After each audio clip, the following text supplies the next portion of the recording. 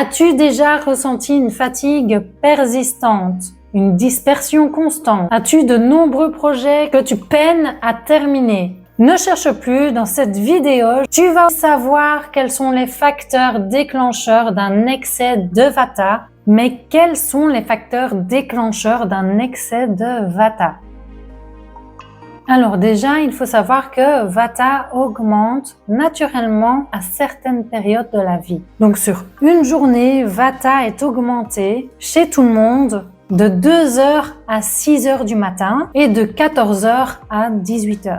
Il augmente aussi à partir de 50 ans. En automne aussi, il est déséquilibré car l'air est plus sec, il y a beaucoup plus de vent et le froid aussi. Vata est froid. Donc ce sont des qualités qui vont augmenter naturellement le dosha Vata dans le corps. Ensuite, l'alimentation peut le déséquilibrer. Les saveurs amères, astringentes et l'excès de piquant augmentent Vata. Si tu as l'habitude de manger piquant, amer, que tu bois du café, ces aliments-là vont augmenter Vata dans le corps. La cuisson au micro-ondes aussi. Le mode de vie peut augmenter Vata. Donc si tu voyages beaucoup, si tu fais beaucoup de trajets en voiture, en train, en bus, que tu bouges plusieurs fois sur la journée, alors ça peut déséquilibrer aussi Vata. Tous les sports de vitesse, le jogging, l'aérobic et tous ces sports qui sont un peu plus rudes pour le corps, qui dépensent beaucoup d'énergie, ça peut augmenter aussi Vata. Le bruit également, donc si tu travailles dans un endroit bruyant, qu'il y a beaucoup de cris ou des machines, si tu te mets un casque sur les oreilles et que tu écoutes la musique trop forte, oui.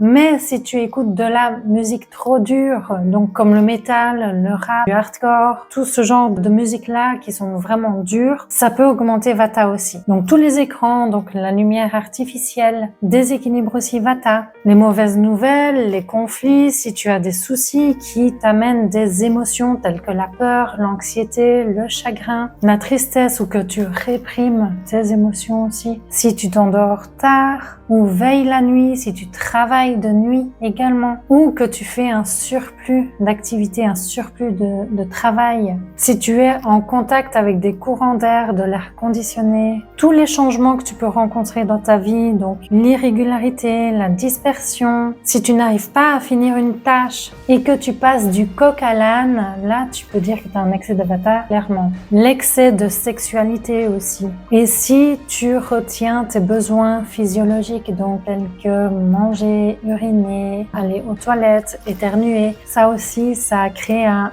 blocage dans les mouvements du corps et donc un excès de Vata. Dans les saunas aussi, donc même s'il y a de la chaleur dans le sauna, donc chaleur que Vata a besoin, elle est très asséchante, donc trop asséchante. Et donc on perd beaucoup d'eau. Et Vata qui est déjà sec, ça ne va pas. Donc pour ça, il faut préférer les hammams si vous aimez aller dans des spas ou quoi. Il faut vraiment privilégier les hammams. Tout ce qui amène de la violence, donc la violence physique, psychologique, la violence sexuelle, enfin tout ce qui est attrait à la violence, donc encore quelque chose qui est dur, qui est lourd aussi à digérer, ça entraîne des troubles de Vata. Si vous aimez regarder même les films avec des scènes de violence, de grossièreté, voilà, il vaut mieux éliminer ça parce que justement ça ne fait qu'augmenter l'excès de Vata. Je l'ai dit aussi tout à l'heure, mais le surmenage aussi, c'est pas bon non plus. Si vous vous surmenez, vous êtes à risque d'une maladie type Vata. Si vous bavardez tout le temps, le bavardage intempestif, ou si vos enfants aussi bavardent tout le temps à l'école, ça, on peut dire aussi qu'il y a un excès de Vata. Tous les stimulants comme le café, le tabac, l'alcool, tout ce qui sollicite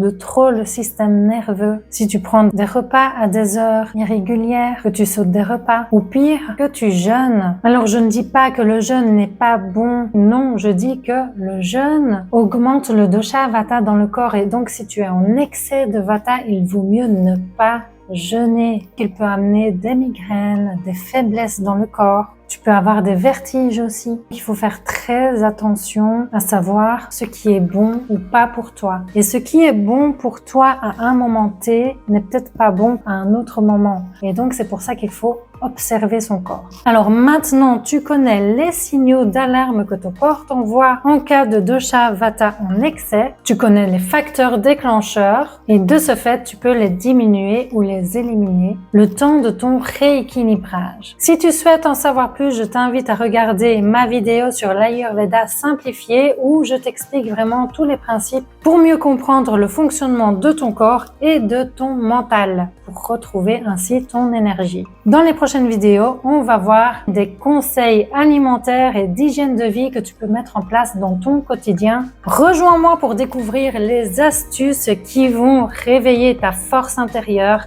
Donc n'hésite pas à t'abonner pour regarder les prochaines vidéos. J'espère que cette vidéo t'a plu et je te dis ciao, à la prochaine!